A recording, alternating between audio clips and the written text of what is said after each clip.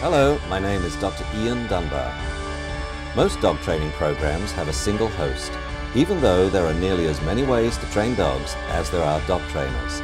That's why we'll be featuring a different trainer each week on America's Dog Trainer.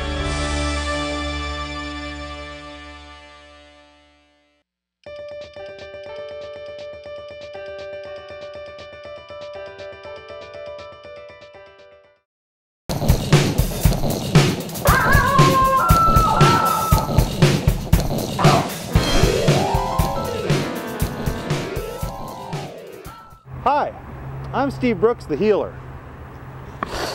Ow! I hope that heals.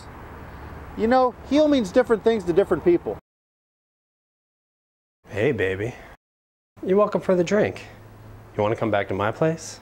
Legend has it, the heal command came from the military. The soldier carried the gun on his right, and he would put the dog on the left, and if the dog would get out of line or get in the way of the gun, the soldier would kick the dog with spurs. Heel is a position. I'd like my dog to be walking next to me on my left side, right next to my heel, because he wants to be there, not because he has to be there, out of fear of being jerked or pulled.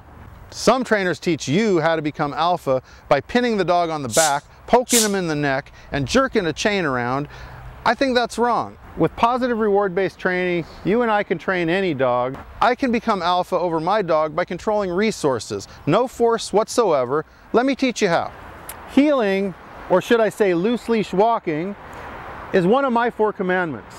In addition, come, know, and stay. Those 4 commandments can save your dog's life. I'm going to show you a couple ways to get your dog into the heel position without any force. Again, heel is a position. I'm going to show you by luring and by target. Good girl, Shyla.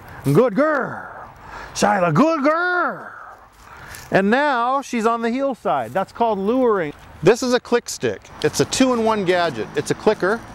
The click marks the behavior that I like, and the target stick, this green thing, is what I want my dog to touch with his nose.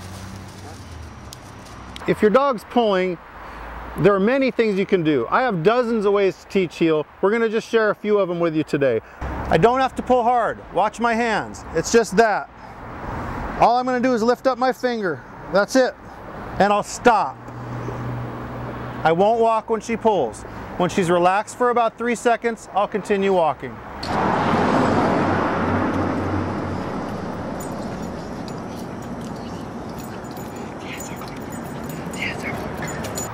True healing is at your side, obedience, competition, looking up at your face, prancing. I don't need that in my neighborhood. I just want the dog to walk on a loose leash, but when I call for it, I would like some focus. I'm trying to let Bailey realize that whatever on the ground isn't nearly as important as what I have on my left side in my hands. So I fake him out by dropping fake things on the ground and running a few steps, and he realizes the ground doesn't pay off, I pay off. That's great. I feed him real food when he catches up.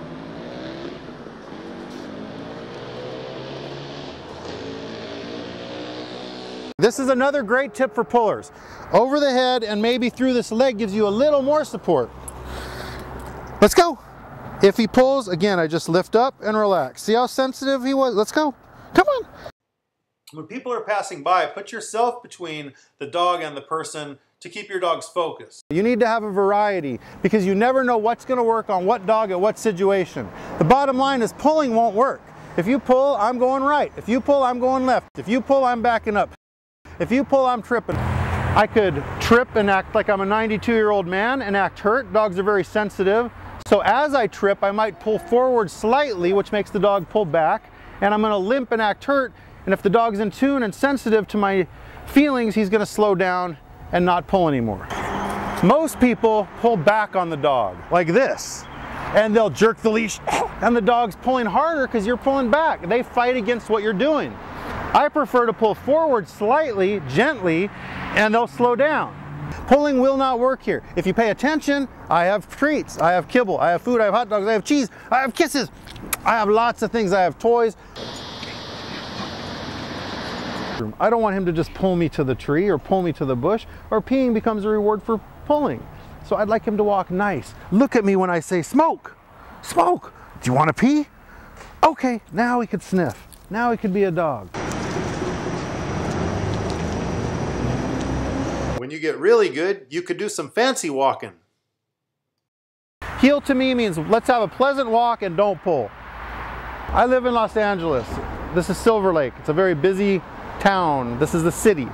My dog training is pet dog training. I think, you know, dogs need to be used to buses and coffee shops and homeless people and skateboards and the city life. Oh, good boy.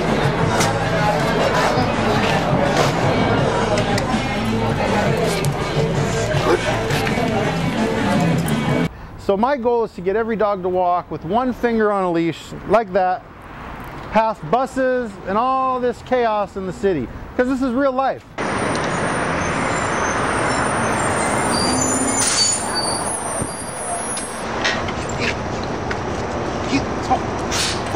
Good boy.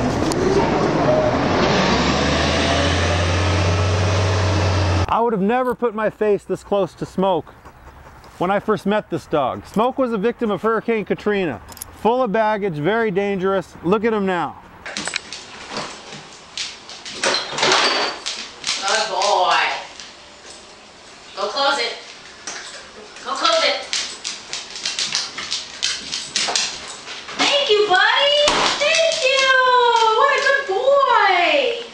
Get two. Good job. Rebound. Good job. Sit. Smoke, sit. Good boy, Smoker.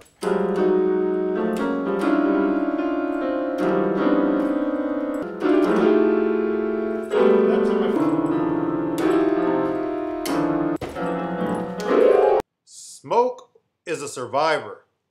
I picked Smoke up at a rescue in Louisiana 5 weeks after Hurricane Katrina. He was adopted by a family in Louisiana, and he was left in the home at the beginning of Hurricane Katrina. 5 weeks later, he was still locked in the house, and the house was still underwater.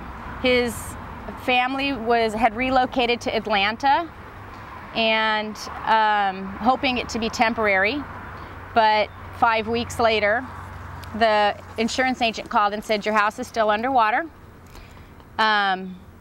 your dog is still alive, but he's standing on the furniture to stay out of the water. You know, he just took my heart.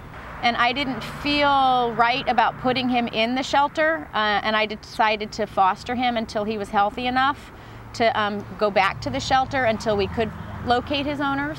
I've never personally been afraid of him, but I'm afraid of what he could do to others. I've seen him lunge at children, lunge at strangers, lunge at my mother. My mother told me to put him down immediately. I found a reward-based trainer, and I believe in reward-based training, and Steve Brooks was the man. He's been very positive and very consistent in his training methods. He's stern and loving at the same time. He doesn't put up with any BS, and he doesn't let the small things get to him. Steve taught me how to praise the good behavior and reward the good behavior, either through food or affection, and how to ignore the bad behavior.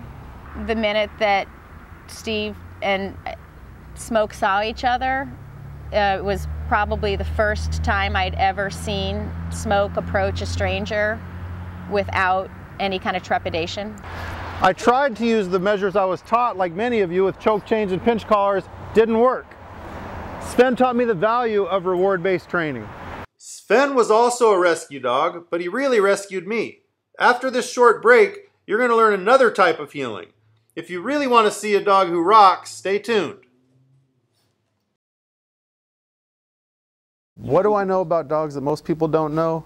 I know how to read a dog. I could look at their body language. I could think a dog into a sit. He doesn't get it for jumping, he gets it for landing. Good boy. I live and breathe and sleep dogs. I can't get away from it. It's just become part of me. I think I am dog. I growl half the time. I make facial expressions like dog. I use reward-based training. I see the dogs are having fun. They're doing things because they want to. And if you know how to use rewards properly, it's a lot more fun than using corrections. Corrections band-aid a problem, where using reward-based training you can get to the underlying problem and fix the problem. I believe in this and it works, and I want to convince people to train their dogs so they can have a happier life. There's no reason a dog needs to pull, no reason that you have to use force to get a dog to do something. Dogs are living their life confused. We're not clear. I teach people how to be clear and concise and consistent. Everyone's happier. There's a lot of fun ways to train your dog. Let me help you. I'm Steve Brooks, Certified Pet Dog Trainer. Good boy.